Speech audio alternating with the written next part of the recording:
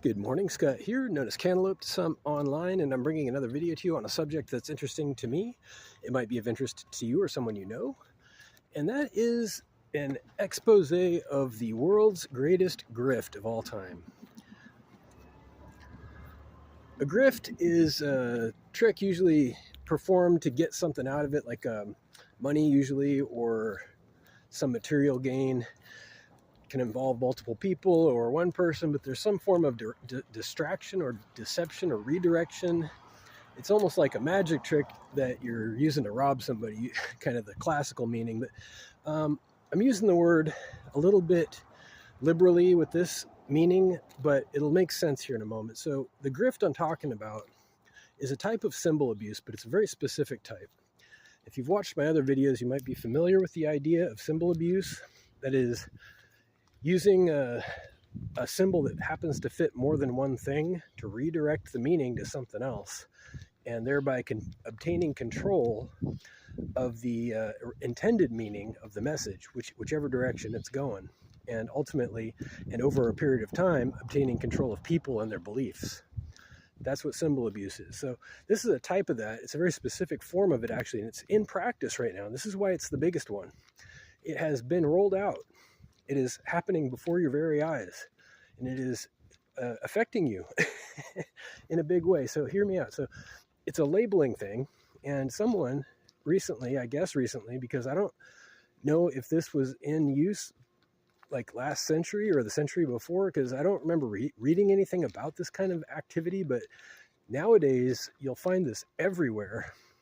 And to get to the point, the thing is, someone has decided that behaviors are subjective, largely subjective. That is, the interpretation of any behavior, and you can thank our legal system for this, since we have to interpret behavior because of the law.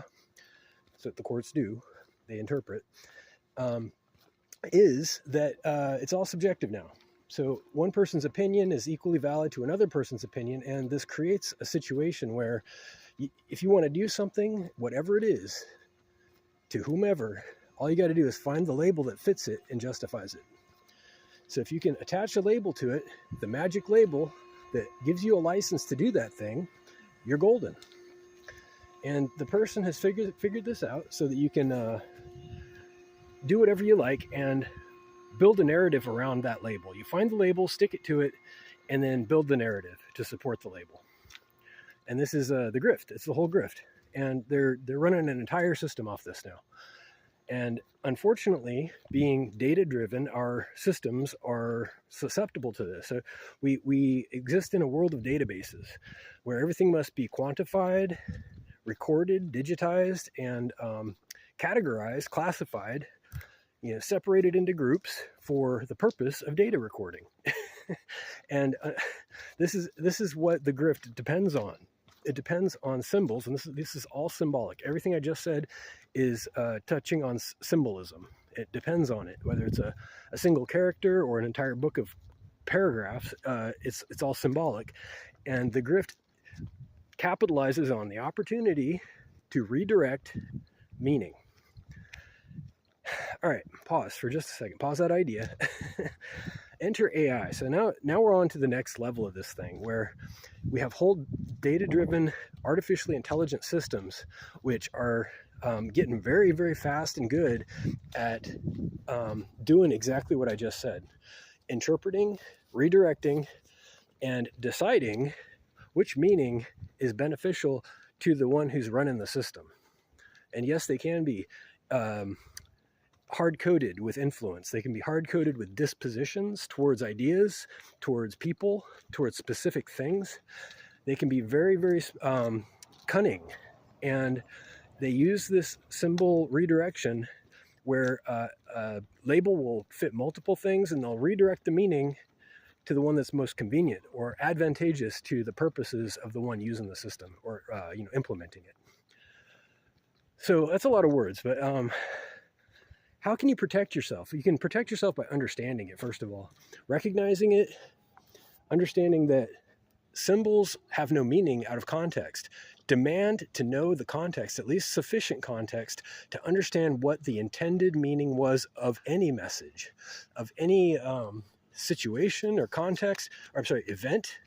You must, check your facts. You've heard of checking your facts, right? Well, the reason for that is because people will abuse you if you don't. People will let you think that something was true when it wasn't.